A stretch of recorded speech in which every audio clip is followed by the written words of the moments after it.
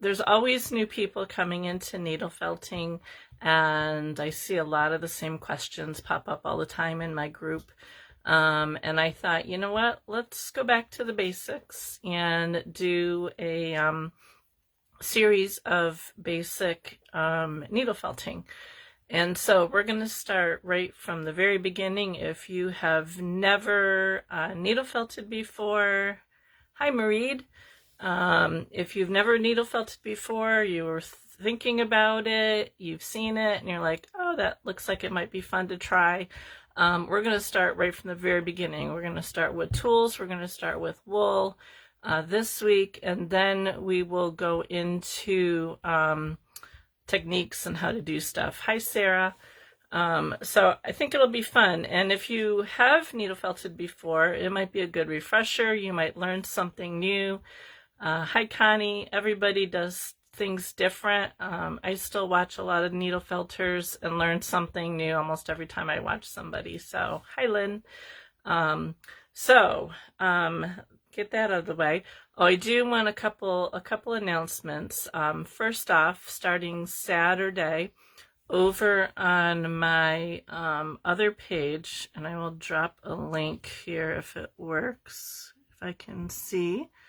I am having a shop drop on my website, and you will be able to get the link to that over on this other page. Hi, Sherry. Hi, Chantel. If the sale is for USA residents only, and if you live in a country other than the UK, Canada, and the US, you probably won't be able to find the page. I just do that because there's a lot of scammers out there, and it just kind of narrows down, hopefully, to where some of the scammers are. So, but I am running a sale. Well, it's not a sale. I'm dropping a bunch of items into my onto my website this weekend. I'm really bad at updating my website, and I figured this is a good way to do it and get the stuff there. So if there's anything you're interested in, I've been posting videos over on that page of what will be on being dropped into my website. I have 2 totes that are filled with stuff that it needs to find a home. So, and I'm always making stuff. So I'm just going to do it and get it done with. I also wanted to show you, I've been kind of giving you peeks here and there. I do have a private membership group. It's $10 a month, and we do more advanced needle felting stuff there. So if you've, kind of got the basics down, I mean, you can even be a beginner because I go step by step through everything I make. But we've been working on this spring cottage, and I thought I would show you. It's not quite done yet. It's close. I still have some more flowers to do. But I thought I would show you where it's at. I still have to do flowers on the sides and stuff. It's open in the back, if you can see that. I put some fairy lights in there, so it does light up. But I'm getting there. I've been working today. We worked on it today in my group with making the flowers and stuff. So I really like how this is coming out. So. But if you are interested in that, I think if you type in the comments !email, you can join my email list, and there's a way that you can join my membership from there as well. You'll get an email, and it will tell you how that you can join that if you're interested. There's no commitment. You do get a discount if you want to join for the year, but it's $10 for the month. Oh, I thank you, Sherry. Thank you, Sarah. For the month to join, you can cancel anytime. So, and that's one of the things that we've made. We've made quite a few things this year. So, all right. Let me think. I think that's all the announcements I have. Thank you, Connie. Oh, thank you, Chantel. So let me move my camera so I can put you over my hands here, and we will get started with the basics and see how far we get. I have a whole list of stuff to cover over the next several weeks, and basically what I'm going to do is I'm just going to start, and we'll go through however many we have for an hour, and then I'll pick it up next week and we'll go from there. So, but today will probably mostly just be tools and wool. So, Let me get you turned around and moved here. Okay, this out of the way. All right, I think we're good. Okay, so to start with, I'm going to show you what you absolutely have to have for needle felting, and then I'm going to show you other stuff that make life a little bit easier. You know, it helps you do different stuff. So we're going to kind of go through all the tool things. Wow, I have a really bad flashing there on my screen. Okay, to start, what you basically need is, well, I'll open this up. This is a basic kit that I sell. Does not include wool, but it shows you everything that you need, that gives you everything that you need to get started. Really simple. You need some kind of mat. Now this is a foam mat. I have a wool mat that I made. You could use styrofoam, not the greatest. It does kind of disintegrate after a while, but you know, it all works. And I like to use a piece of felt over my workspace, and you can use a piece of felt over the foam as well. And the reason I do that is on my mat, if I'm working on something light colored and I've been working on dark stuff, the wool can pull off of the mat and get mixed in with the lighter stuff. So I can switch out the mats, the felt. And it's just a piece of inexpensive felt from the craft store. I try to pick some up when they go on sale, or if I find them at craft shows or at garage sales and stuff like that. And like I said, you just work it until you don't want to use it anymore, and you pull it off and you put a new piece on. So you do need some kind of cushion to needle felt into. You don't want to needle felt into a hard surface because you will break your needles because they are thin and very fragile. So some kind of foam works well. The felt also, if you're using foam, helps it to last a little bit longer because it will start to break apart as you're stabbing into it. So the felt just kind of helps that last a little bit longer. You also need, obviously, needles. Just looking to see what these are here. I think I have it on my paper. So you need, there's so many different needles, guys, but honestly, there's only 3 that I use regularly. They come in different sizes, and the size is a number size. If you knit and crochet, you know how your needles that you use have numbers on them. These don't have numbers on them, but usually if you buy them from a reputable source, they'll tell you what they're color coded, and they'll tell you what each one is. If you buy, you can buy like a really cheap beginner kit on Amazon, and they'll give you needles. They're not numbered. They're usually, say, small, medium, and large. And usually your larger needles are what you would start with. It's hard to tell by looking at them. Some of them you can tell the difference. But the needles that I use the most often is a 36. And the bigger the number, the smaller the needle. So I use a 36 triangle. They come in different shapes. They all have different purposes, but I've gotten almost everything I work on, I only use these 3 needles. The 36 you'll use to start when you're working with your core wool. The 38 triangle is the workhorse. It's the one that I use the most. And then I use a 40 spiral. Some people like a 42 triangle. I do have a 42 triangle. But this is mostly for finishing. So, hi P. So those are the 3 needles that I use the most. Now they do have a reverse needle. They have all sorts of different other kinds of needles. But if you're just starting out, I would say those 3 needles will get you going the fastest, and I just use them the most, and most of the people that I watch, that's the same as what they use. I also highly recommend a pair of finger guards. These are mine. They're leather. You will poke yourself I'll tell you that right up front. And when you're first starting out, they're kind of awkward to work with, but they're really good. They save your fingers, so I highly suggest them. I know some people like to live dangerously and don't use them, and that's fine. If you are just starting out, I totally suggest that you get yourself a good kit, especially if you don't know if it's something that you're going to like or not. Drop that down there. There are lots of kits out there. Hi, Trina.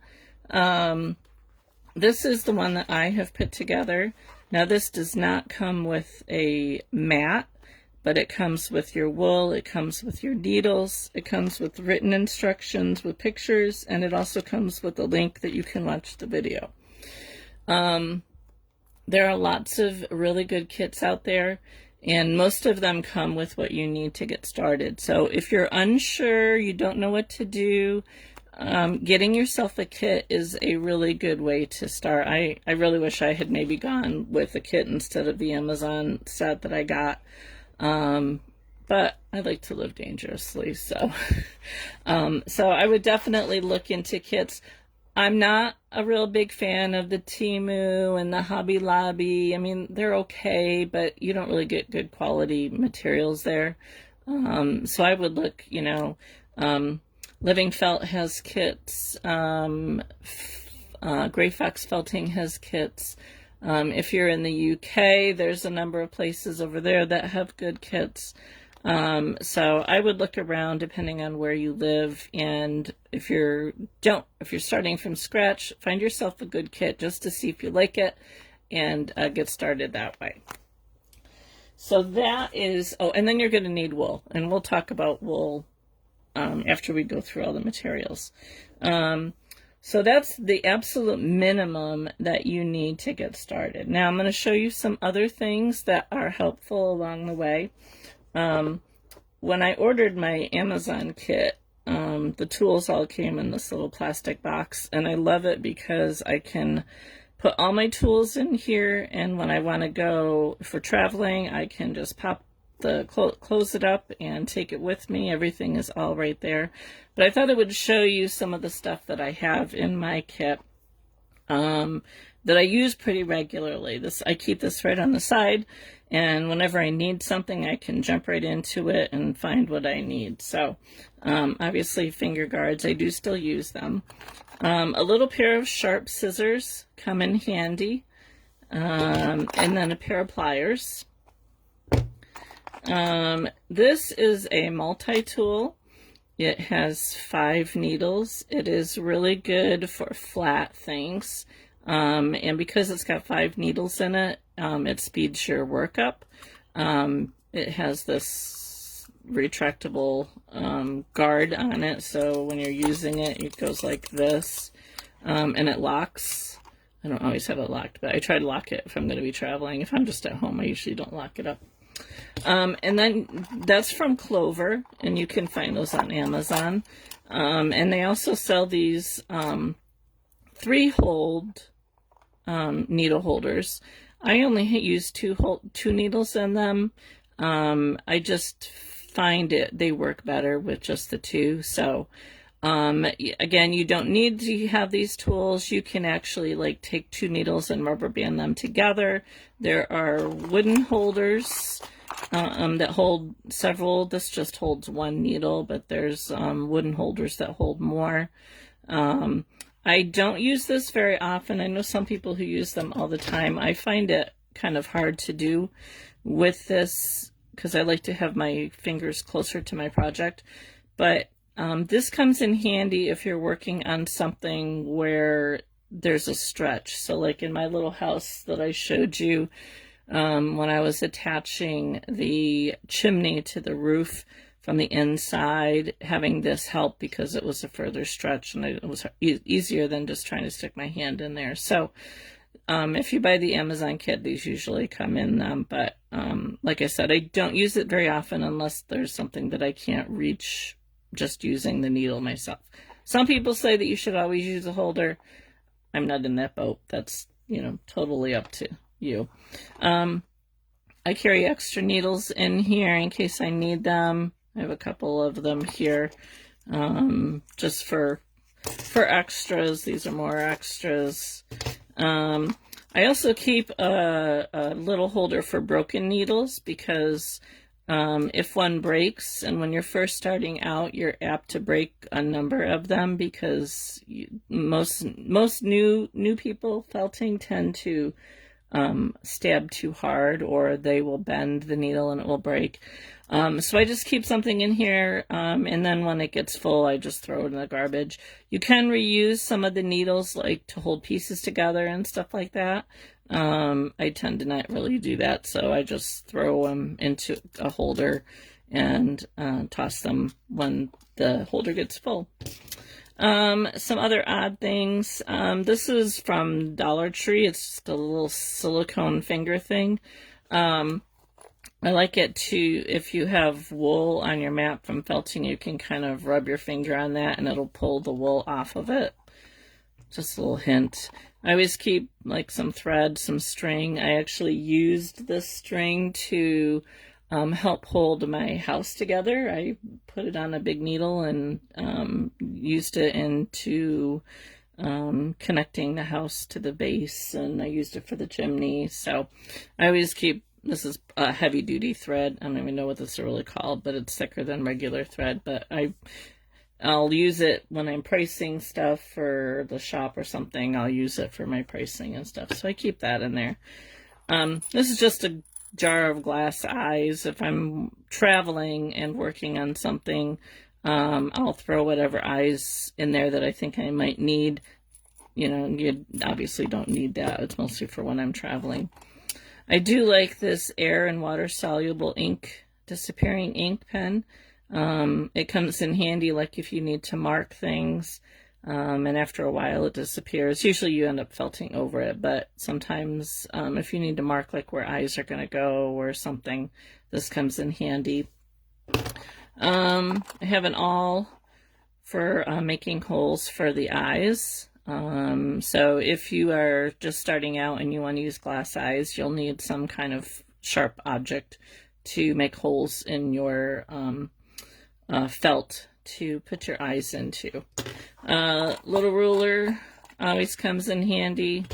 Band-aids come in handy because, like I said, inevitably you're going to poke yourself. I just have a marker in here in case I need it. This is just a little gauge when I'm using wire that I made for different, like if I need a wire a certain length, this just kind of helps me to keep the same size wire. I don't use this very often, but it's just something I made this with my Cricut. Hi Sherry, welcome. I have a pair of tweezers here. This just came with my kit. This will help sometimes, like hold stuff, small things like the eyes especially sometimes. And then I just have, I have a needle in here, a long needle for using the thread, so that probably needs to go in one of the holders. I don't know why I have that in there. And then this is just some of the needles that I got from Living Felt and from Cupid Falls Farms. I just have a gauge there for the needles. So and like I said, everything just fits nicely inside this little box here, so when I'm traveling, and even when I'm not traveling, it's all handy right here by my side, so I can reach everything that I need. Alright, get that back out of the way. Some other things that would come in handy, I have I have wire cutters and then a couple other pliers here. I don't generally keep these in my kit because I have that one that has cutters on it. I just recently got these, but they come in handy when you're working with armatures. Glue. Actually, let me grab this one. So these are the glues that I use the most. This actually just has this art glitter glue in it. But some kind of tacky glue, I tend to use this the most. It holds really well. I use E6000 if I'm putting stuff on like a wood slice, or like the house that I'm making, I'm going to be putting felt. I'll probably use a tacky glue for that, but mostly wood slices or, you know, something more heavy duty. I don't use it a lot. So some kind of tacky glue to like glue in your eyes and stuff like that. I have a good pair of sharp scissors. When the small ones don't work, I don't use them very often, but if I'm cutting like a flat piece of felt, they come in handy. I also have this brush that is also from Clover. And what I like about this is when you're doing something flat, using this multi-tool works really good. It's not very big, so, excuse me, you can't do really big pieces on it.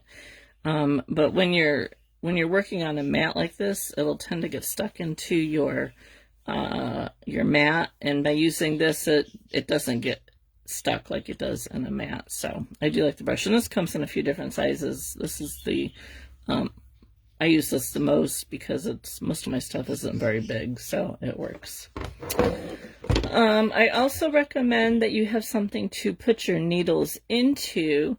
I tend to leave, when I'm working on a project, I'll leave my 3 needles just in my mat here. But you can just take like a coffee cup and fill it with wool, stab it down a little bit. So these are just extra needles that I have on hand. I have just regular sewing needles. I have pins. And the nice thing about storing your needles in the wool is it'll help keep them from rusting. So it's a good thing to store your needles in some wool or in a closed container. If you have good quality needles, they shouldn't rust, but I have noticed some of mine occasionally will. So I just like to keep them stored in a little, this came from my grandmother, and I was like, oh, that would be a really cute needle holder. So I filled it with wool and felted it down, and I just keep my needles in there when I don't need them. A lint roller actually comes in handy for cleaning off your mat. When I was working with the Angelina fibers last week, I had Angelina fibers everywhere, so I usually keep a lint roller handy.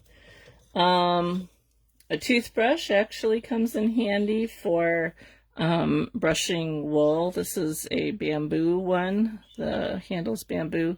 It's really soft, so like if you're doing a long-haired item, this is really good for brushing it out. I usually have a skewer and a chopstick handy for wrapping things. And I also, what else do I have in my little cup over here? I have a comb cleaner. I use this for cleaning that brush mat out, and pretty much mostly for that. So this is just a metal comb cleaner. And I just have a little cup over here on my desk that these stay in. So if I need them, sorry for hitting the camera. Wire, different gauges of wire.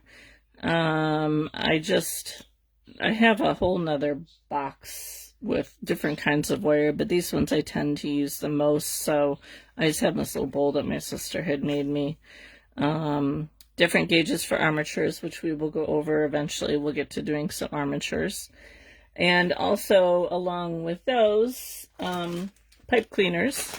And I like to grab pipe cleaners when I see them at garage sales, which is where this batch came from. It really doesn't matter what color they are, because you're going to cover it up with wool anyway. But pipe cleaners are really good, especially for starting with armatures. If you're doing something small, pipe cleaner works. If you're doing something larger, you would use the wire and then wrap pipe cleaner around it, and that helps to hold the wool onto your wire. I also like this beading string for whiskers. So if you're doing something with whiskers, it's a heavy duty string. I want to play around with like maybe rubbing some glue on it to make it a little bit stiffer, because sometimes it tends to get kind of wonky when I put it down there. but I just have white and black. And you can get these at Walmart or Hobby Lobby. That came from Hobby Lobby. So I like to use those for whiskers. You can also use horsetail hair.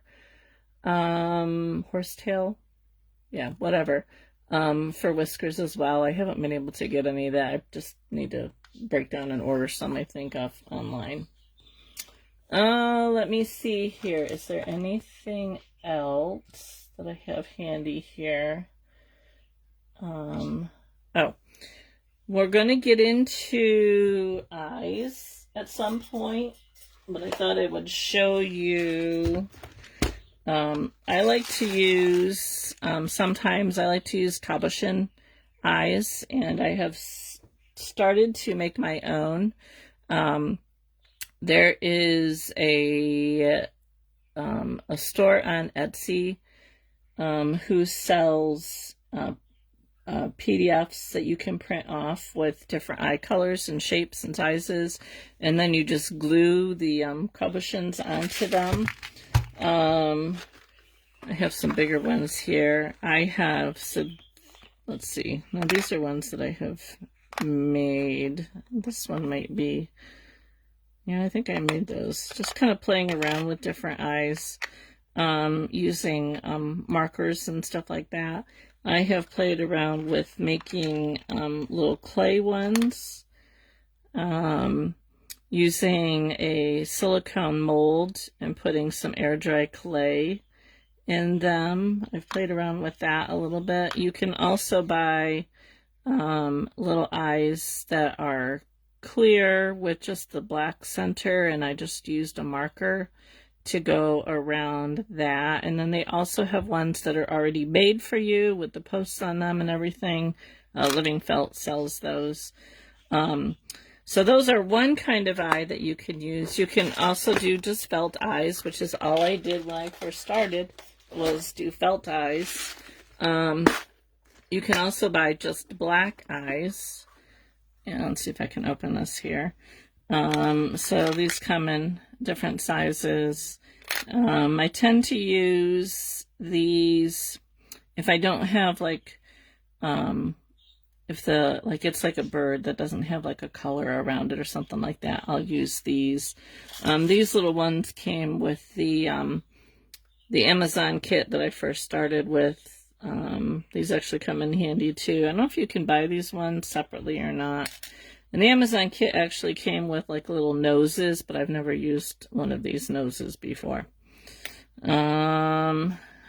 These little chain things came with the Amazon kit. I use them sometimes on little things. But so yeah, but you can, like I said, when I first started, I only did felt eyes. I never did glass eyes. Probably for like the first year I didn't use glass eyes. Okay, I'm just looking here to see if I have covered everything there. I think so. All right, now I need my notes because I will never remember this. We're going to go on to wool next. It's the next thing on my list. There is a lot of wool out there, and I do not know everything there is to know about wool. I know what I like to use, and it's kind of been an evolving process for me. When I first started, I bought a cheap Amazon kit, and most of the wool that came in there was just like a top coat. Wasn't really ideal for felting. It took a long time to get a nice smooth coat. I have since switched. I still will use that on occasion, depending on what usually because I like to use what I have on hand before I order something new. So if I have a color that I like, I will use it. But I've learned some techniques to kind of help use those different wools, and I'll show you why. To start with, I like to use core wool when I'm first starting out. And basically what a core wool is, it's a wool that's been cleaned, but it hasn't been colored. It usually comes in the form of a bat, and I'll show you that in a minute, but it still might have like some vegetative matter in it. In fact, even your colored colored wool will still have vegetative matter in it. The core wool, if I have a big piece, I will pull it out, but generally I don't usually worry too much about it because it's going to get covered up by your top coat. But there's lots of different kinds of core. This is a core from Cupid Falls Farms, and this is what I use the most. It's called a sliver, and basically that means it's in this, like, I don't know if you call it like a rope style or something like that, but it's in the strip, basically. The wool is carded, and so what that means is the fibers are kind of all going in different directions. So if you look at this, the fibers aren't just going in one direction, they're going in different directions. And this is the easiest kind of wool to use. The fibers that are going in the same direction, they've been combed, and those are harder to use, and I'll show you that in a second here. So this is my favorite to use. If I'm doing something flat, let me see here. If I'm doing something flat, like my house that I showed you at the beginning here, for that I used a bat. Let me see if I can get this on here. So if you're a quilter, you probably have used batting in between your fabrics for your quilt. Well, technically that's kind of the same thing as what this is, except in this case it's a lot thinner. But this is a bat, so it's a long strip, I guess, I don't know, whatever you want to call it. But again, it's been carded, so the fibers are going in all different directions. And I started out using this a lot, and then when I found the sliver, I started using the sliver. I think some people say sliver. I just say sliver because that's what it looks like. It's spelled like. But you can definitely use the bat in the same way, and when we get started making different shapes, I'll show you how to do both kinds. So depending on what you can get a hold of, you can use that. Bats might also come, core wool might also come in pieces. And these are all Corriedale. That's the wool that I tend to use the most because it felts up really well. But this is just a core wool from Cupid Falls Farms. And I am not sure if this is a Corriedale or not. It just says core wool. And this is more pieces. I'm not as much a fan of this. And I don't think this is a Corriedale because it doesn't feel like the other wool that I know is Corriedale. I find this is a little bit harder to work with. So it's good if I'm making a big project, I can kind of put it in the center and then wrap the Corriedale around it. But I bought this because they were out of what I usually get, and I thought, well, I'll try it and see. But I'm not a huge fan of it. I'll use it, but it's not my go-to. You can also use other breeds. I have a friend in my membership group who has a farm.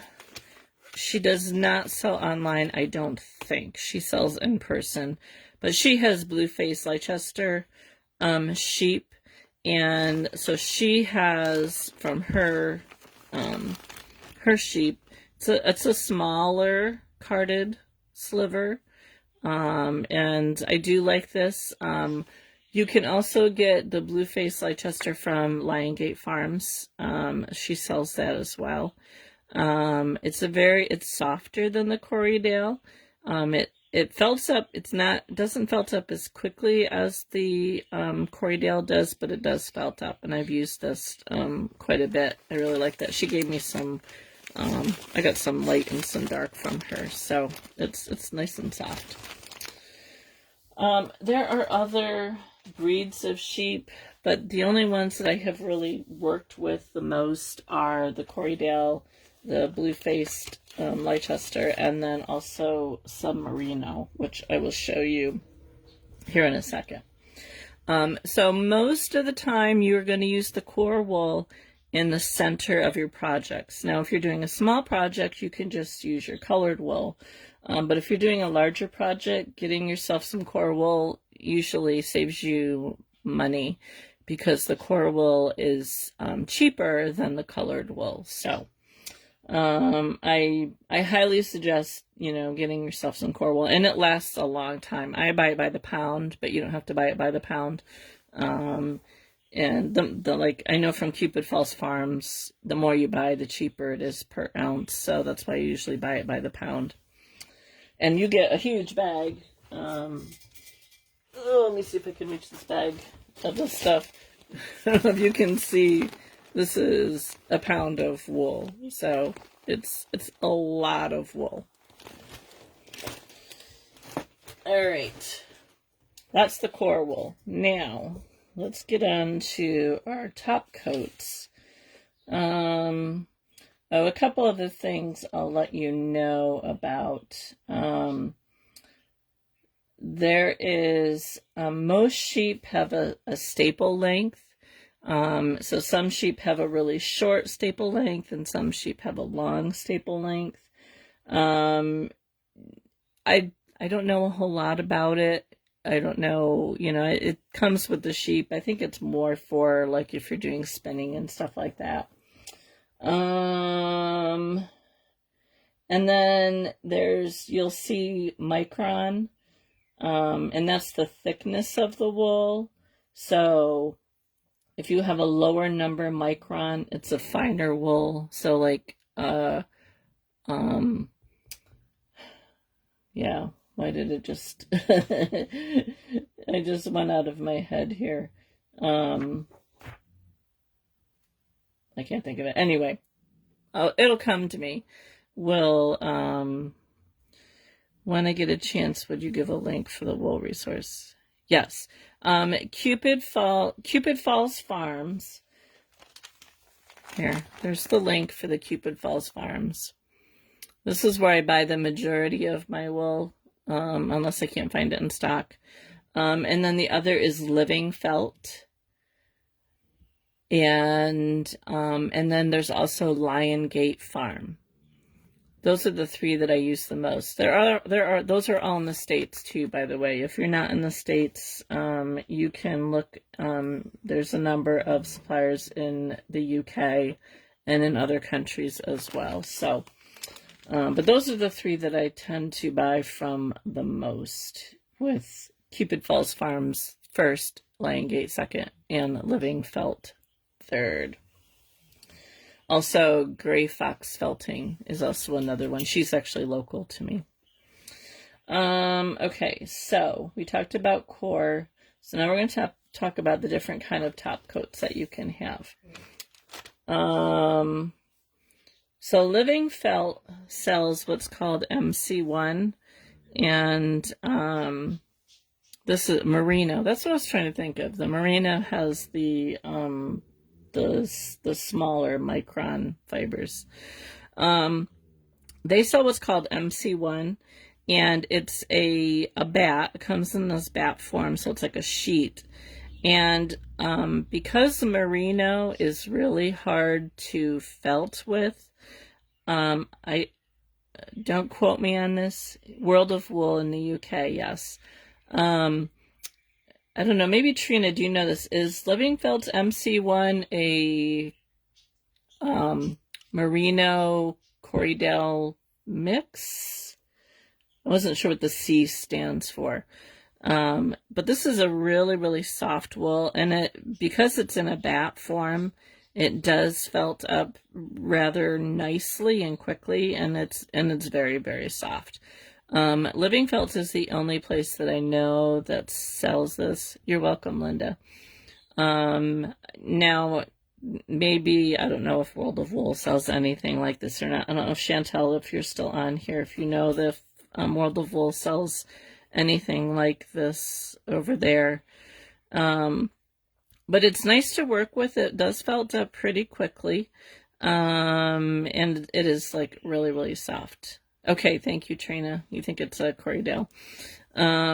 So they do come in a sheet like this, and you just pull off what you need and you can use it. And this will go on top of your core wool. I like this color. It's a nice flesh color, so I use this for my nativity and other things. I use this as actually the house color that I put on my little cottage that I made. So this is a bat. The fibers are going in the different directions. You can see they're not all going in the same direction, and that's what helps your felting go quicker. I did not know that when I first started, and I kind of avoided the bats because of the time. I didn't like, there didn't seem to be the colors that I liked, but there's gotten to be more. This is a little bit more pricey than some of the other ones, but it's really, really soft. Now you can also get bats with the Corriedale, and that's what this is. And I do not know where I got this from. Probably, I'm going to say Lion Gate. I probably got this from Lion Gate. But again, this is another bat.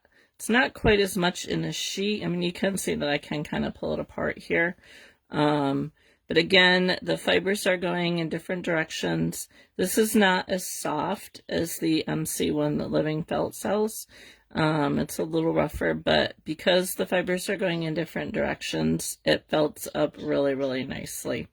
And there's a lot of fun little colors that you can get. You'll still find, occasionally, you'll find some debris in there. You just pick it out.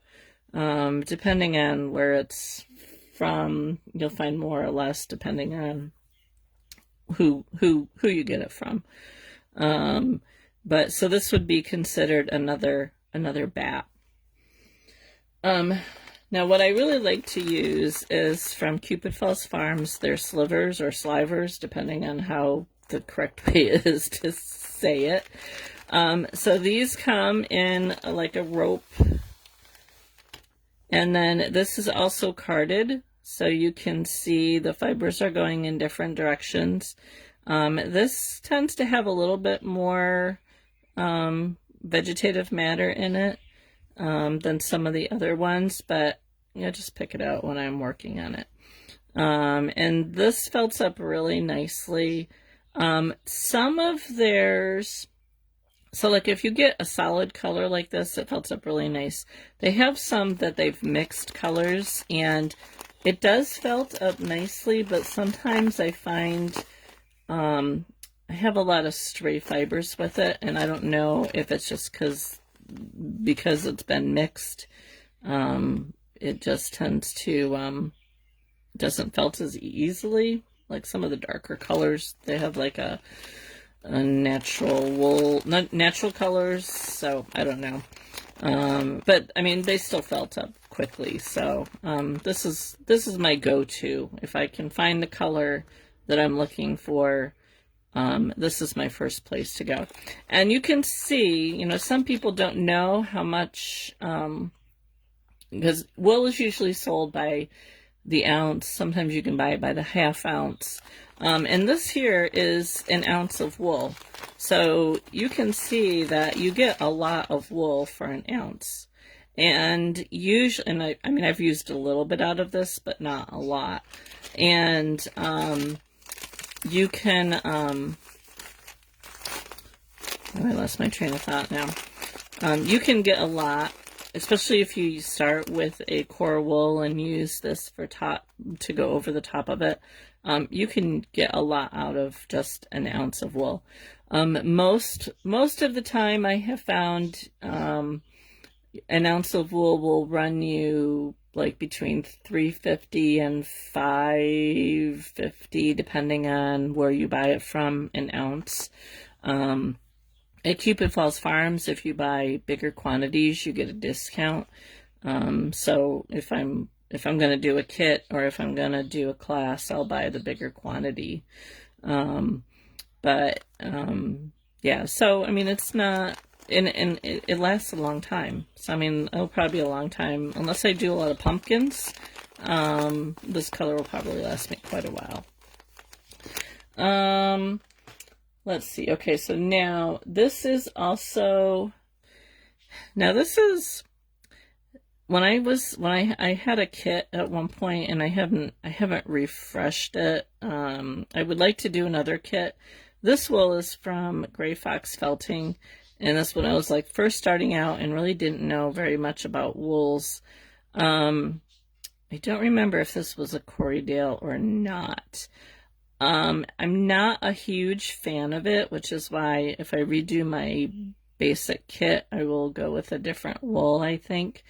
The fibers are kind of going in different directions, but I almost think that this might be more combed, and it's just the breed of sheep, because most of the fibers are going, you know, in one direction. And if I go to pull, like these are short, if I go to pull this apart, and when you're pulling wool, you're going to hold one end and hold the other, and you want to kind of pull, have your hands kind of farther apart. MC1 is sheep raised and sheeted in the US. Okay, thank you, Trina. If you have a short staple length wool, so like I can hold these pretty close, my hands pretty close together here, and pull this apart, and I can get a small amount, okay? If I take this one and hold my fingers that close together, it's harder for me to pull it apart. And while I got a fairly small length, I still think that this has probably been combed. So the fibers are all going in one direction. And I think it's a different breed of sheep because it's harder to pull apart. So this is not my favorite to use when felting. And we'll do, in one of the upcoming lessons, I will show you the different kinds of wool and how it felts up. And I suggest that you get a few different kinds and try them and find which ones you like the best. That's basically what I have done over the last 5 years since I've been needle felting. So this I would still say is a sliver. And I would say that it's carded, but I think it's also been combed because most of the fibers are all kind of going in the same direction. And then the last fiber I have here, I don't know if this is a merino. I don't think it's a merino, but I don't think it's a Corriedale either. In this one, you can see that most of the wool is all going in one direction. So this is what's known as roving. And while you can needle felt with this, it is a little bit harder to get a smooth coat on this. And if I were to hold this close together and try and pull it apart, I have a hard time pulling it apart. So I have to pull my hands further apart in order to get it to pull out. And you can see how long that is. So it's a really long staple, which is what makes it harder to work with because it's so long like that. So one thing that you can do if you have wool like this, you can actually card it. But what you can do is you can kind of pull it apart like this. And then you can put it on your piece like this, and it makes it a little bit easier to get a smoother surface. As what I used to do when I first started was I would just take the piece off and I would lay it on and I would felt it down, but it takes a really long time to get a nice smooth surface when you put it on like that. So like I said, I do not know hardly anything about wool except for what I like to use. The other wool that you will see mentioned a lot is curly locks. And so basically what curly locks are is the wool that has come off of the sheep. It's been washed, but it hasn't been carded or combed. It's still in its natural state, and then it's usually dyed. Sometimes you can get it undyed and you can dye it yourself. But I tend to just kind of buy it like this when I see a color that I want instead of taking the time to go and buy it. You can, if you have carding brushes or a carder, you can take this and make your own carded wool. I have a board, but I just tend to use these more for like decorative type things. So this would be considered curly locks. So you might see that when you're doing your search, and they come in all different colors. There's a fiber festival that I go to that's a couple hours from me every June, and there's a lady there who sells these by the ounce, and so I usually just kind of go through and make a note of what colors I'm low on, and I'll just grab a bunch and buy an ounce or two from her, so I have them on hand.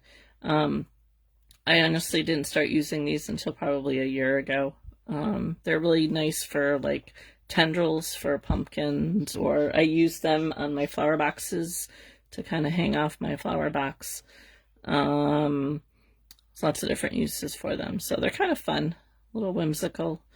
So those are curly locks. I think, let me see where we are time-wise. I think that is all that I have for the wools. Like I said, there are a ton of different, well, I don't know if there's a ton. There's a lot of different wool sheep breeds out there, and some are better than others for needle felting. Some are better just for spinning. Some are better for wet felting. And usually when you go to buy them, the website will tell you if it's good for needle felting. So just keep that in mind as you're looking. Let me see if I have anything else in my notes here. You can get raw fleece. I'm actually tempted to buy some at the, if they have some at the, fiber festival that I go to, just to try and wash my own. If you have a friend who has sheep and they say, hey, I got some raw fleece, would you like some? It does take quite a bit to wash it out, but I've been like watching videos on how to wash it. So I might try it and see whether it's more work than I really want to do. I just like to open the bag and start felting. So, but I might try it once just to see. Let me see if I have anything else. So these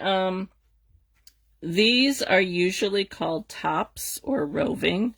So when you are looking to buy, some companies call it roving, some companies call it tops. I think tops is more in the UK. Thank you, Trina. Yeah, Trina just posted a link to a guide for wool. So go ahead and check that out. I'm pretty sure that I have seen that. So a good wool guide.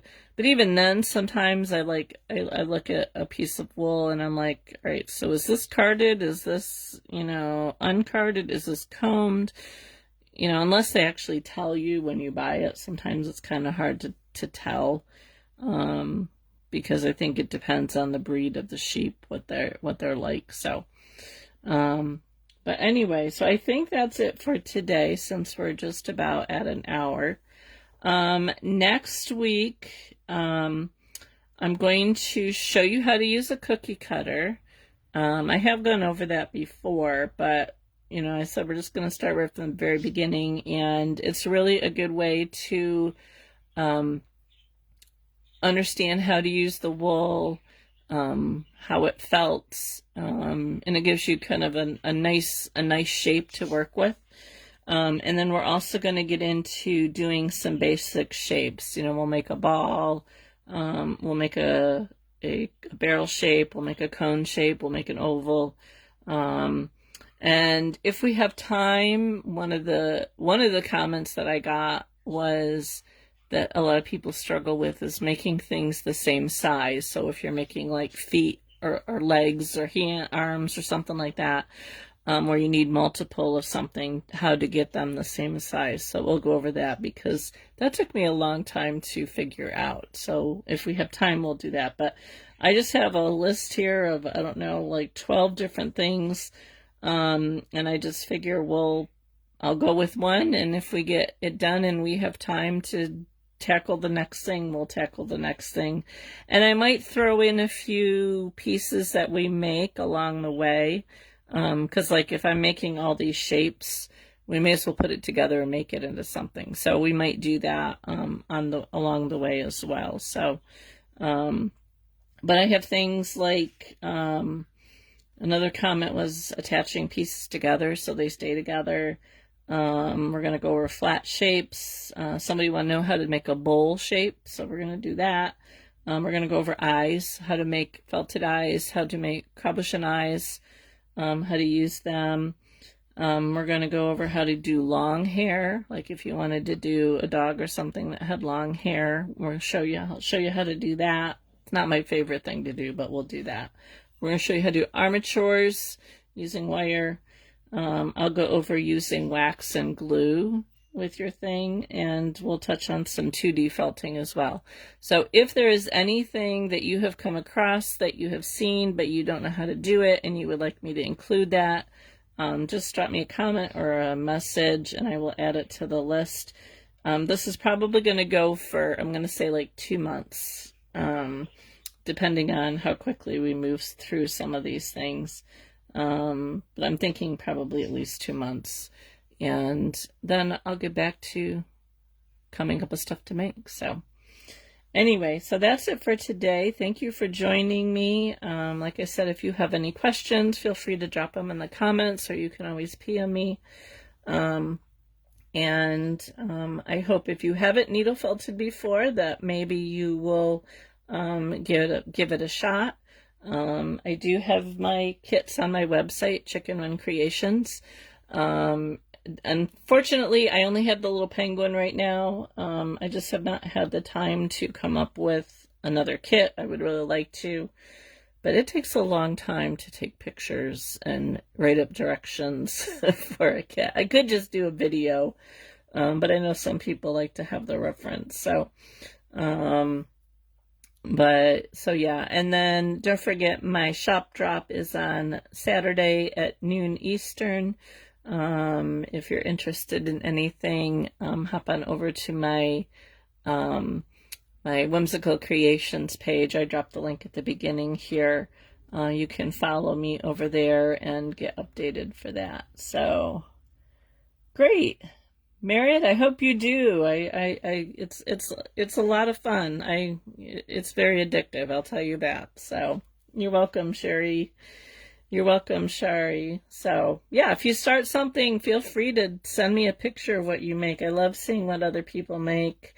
And I can, offer whatever help I can. There's so many people out there who are much better than I am. Especially when it comes to realistic items. But I love the whimsy, and I've learned a lot in 5 years, and I'm still learning. Almost every time I watch somebody, I learn something new or a new technique or something. So, but yeah, so we'll call it a day. I hope you have a wonderful weekend. Connie from Connie's Crafting Dreamers is on tonight at 7 Eastern if you want to go see what she's got up her sleeve for tonight. I think it will be probably pretty cool. So I had a sneak peek, so I'm interested to see what she comes up with. But yeah, so thank you for joining me. Have a great weekend. I hope everybody's weather clears up. I'm hoping tomorrow I can get outside and do some yard work. We'll see if that happens or not. But anyway, thanks for joining me, and we will see you next week.